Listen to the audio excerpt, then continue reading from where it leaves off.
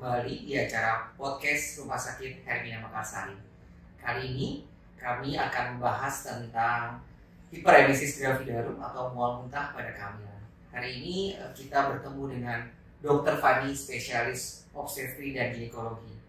Mungkin sebelumnya dokter menyapa dulu sahabat Hermina sekalian, silakan dokter. Halo sahabat Hermina, saya Dr. Fani, saya dokter spesialis kandungan atau dokter spesialis obstetri ginekologi di Hermina Mekarsari. Oke, dokter sekarang kita bahas sedikit nih dok tentang mungkin kalau orang medis tahunya dengan hiperemesis gravidarum tapi kalau di orang awal mungkin lebih mengenalnya mual muntah di masa kehamilan. Sebenarnya menurut dokter ya dok, apakah mual muntah ini suatu kondisi yang memang normal atau memang kondisi yang memang tidak abnormal pada orang-orang hamil? Kalau penjelasannya dokter. Jadi mungkin orang awam banyak yang bilang mual muntah pada kehamilan itu bilangnya ngidam. Nah, mual muntah pada kehamilan itu sebenarnya sesuatu yang wajar dialami. Biasanya sekitar 80% ibu hamil itu mengalami keluhan mual-mual seperti ini. Nah, cuma mual-mual ini yang dibilang ngidam itu harusnya yang kita kenal kalau di bahasa medisnya mungkin orang bilangnya morning sickness. Morning sickness. Nah, kenapa dibilang morning sickness? Karena dia pagi dia mengalami keluhan mual, terus sepanjang seharian aktivitas biasanya keluhannya akan berkurang. Jadi besok pagi baru dia mual lagi. Nah, ini karena sebabnya hormonal. Nah, kalau yang dibilang dengan hiperemesis gravidarum itu adalah mual muntah yang berlebih. Jadi kalau mual muntahnya ini sepanjang hari terus-menerus, kemudian dia mengakibatkan satu dari 3 kriteria utama ya kalau di medis ya. Yang pertama, kalau dia bikin kekurangan cairan. Jadi kalau dia bikin dehidrasi, kekurangan cairan pada ibu itu sudah nggak normal. Yang kedua, kalau dia bikin gangguan elektrolit. Jadi makanya kadang-kadang ibu-ibu yang datang ke rumah sakit dengan keluhan mual muntah hebat, kita lakukan pemeriksaan lab karena kita butuh cek elektrolitnya itu. Kemudian yang ketiga, kalau mengakibatkan penurunan berat badan. Jadi penurunan berat badan yang lebih dari 5% sebelum kehamilan yang diakibatkan karena mual muntah ini itu juga dibilang hiperemesis gravidarum. Baik. Jadi pada prinsipnya sahabat Hermina, kalau mual muntahnya itu tidak berlebih, kita anggap normal ya dok ya sebenarnya. Tapi begitu nanti dia ada kejadian, ada tanda dehidrasi gitu ya dok ya, dan yang lainnya harus disampaikan, baru itu kondisi abnormal. Dok, kalau boleh tahu ya, untuk morning sickness ini masih dianggap normal di usia kehamilan berapa ya dok? Kok mungkin nggak sih terjadi pada trimester 2 gitu ya dok, atau trimester 3 gimana tuh dok? Nah ini, jadi yang kita bilang morning sickness itu biasanya terjadi di umur kehamilan 6 atau 7 minggu awalnya. Kemudian akan mencapai puncaknya atau paling beratnya itu di 9-10 minggu. Nah terusnya akan cenderung membaik sampai di 16 minggu berkurang. Kemudian bisa hilang setelah 20 minggu. Nah cuma memang ada yang mual muntah yang disebabkan karena penyakit yang lain. Jadi ada penyakit mendasarnya, misalnya gangguan pada lambung, gangguan pada empedu, kemudian gangguan pada fungsi hati, yang akhirnya mual muntah ini memanjang. Atau kadang gangguan pada hormon tiroid, gondok, itu juga bisa mengakibatkan mual muntah kayak gini. Akhirnya mual muntahnya sampai di trimester akhir. Gitu. Tapi ini jarang lah. Jarang. Berarti artinya dia akan berkurang ya dok ya sebenarnya selama perjalanan kehamilannya. Tapi memang perlu disingkirkan juga berarti penyebab lain kalau misalnya memang ternyata mual muntahnya masih berlanjut. Itu kali ya dok ya. Seandainya nih dok memang ternyata berlanjut, harus gimana nih dok? Sahabat Hermina sekalian nih dok. Pertama yang harus diwaspadai adalah kalau mual muntahnya ini sesuatu yang sudah dirasakan berat. Biasanya paling gampang dari kalau ibu-ibunya ngerasa saya makan udah susah dok, minum udah susah dok. Kalau makan minumnya udah susah, pasti kan kebutuhan cairannya nggak terpenuhi, kebutuhan nutrisi ibu bayi nggak terpenuhi. Itu harus cepat pemeriksaan lebih dulu. Nah dari situ nanti kita singkirin satu-satu kemungkinan penyebab yang lainnya. Kalau penyebab yang lainnya nanti kita dapatkan, tentunya nanti penanganannya sesuai dengan penyebab yang mendasari.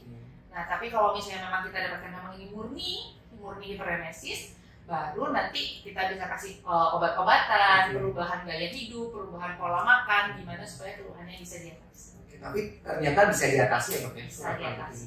Jadi tinggal konsul aja ke dokter Fani, jadi beliau akan standby lah untuk sahabat Hermina sekalian. Dok, terkait terapi, mungkin tidak perlu jenis obatnya, atau kita ngomongin plus pencegahan nih dok. Kira-kira apa yang bisa dilakukan sahabat Hermina sekalian kalau mengalami kondisi demikian dok? Nah ini, dari yang paling gampang, yang pertama perubahan pola hidup. Nah perubahan pola hidup di sini satu dari pola makan, 2 pola istirahat tentunya ya. Nah pola makan ini kalau misalnya ibu-ibu ngerasa mual seperti ini, mual muntah, yang paling gampang adalah makan di porsi yang lebih sedikit-sedikit tapi lebih sering. Jadi setiap 2-3 jam makan porsi kecil. Kemudian kalau misalnya memang makan berat dirasa terlalu merangsang, aromanya mungkin merangsang, jadi harus jenis makanannya dipilih. Jadi makanan-makanan yang biasanya lebih kering itu lebih gampang. Roti, biskuit, cookies, itu kan nutrisinya juga tinggi ya. Nah itu boleh, itu biasanya bisa bantu. Kemudian yang kedua, kalau selain dari pola makan, pola istirahat. Nah biasanya kan memang kalau kita aja yang tidak hamil, normalnya kalau istirahat kita kurang, stres kita tinggi, produksi asam lambung itu kan meningkat. Nah jadi itu harus diwaspadai, jadi jam istirahatnya harus cukup. Kemudian dari penelitian, jahe itu membantu sekali di keluhan mual muntah. Ya apa itu dok jahe? Nah jahe ini boleh dalam bentuk permen boleh. Permen yang dikunyah itu juga boleh. Nggak masalah. Bentuk minuman jahe anget mau dingin itu bantu. Kemudian aroma jahe itu juga bantu. Kalau misalnya lebih susah cari yang jahe, aroma yang peppermint, eukaliptus itu bantu mengurangi mual biasanya. Nah itu yang paling gampang ya. Nah nanti yang mungkin lebih banyak ibu-ibu suka tanya tuh, acupressure tuh bantu nggak dok? Gitu.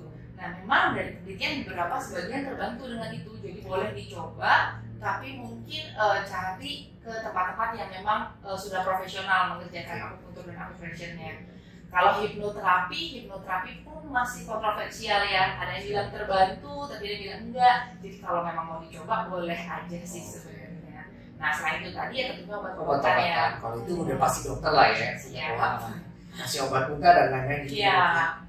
Dok, saya malah jadi tertarik gitu ya. Kalau misalnya biar ibu-ibu tahu sih dok sebenarnya. Tadi kan dokter ngomong-ngomong tentang dehidrasi gitu ya, kurangan elektrolit. Ada nggak sih itu dok tanda-tanda ya si ibu ini masuk ke fase yang lebih berat dari kondisinya sehingga dia dehidrasi, gimana tuh dok?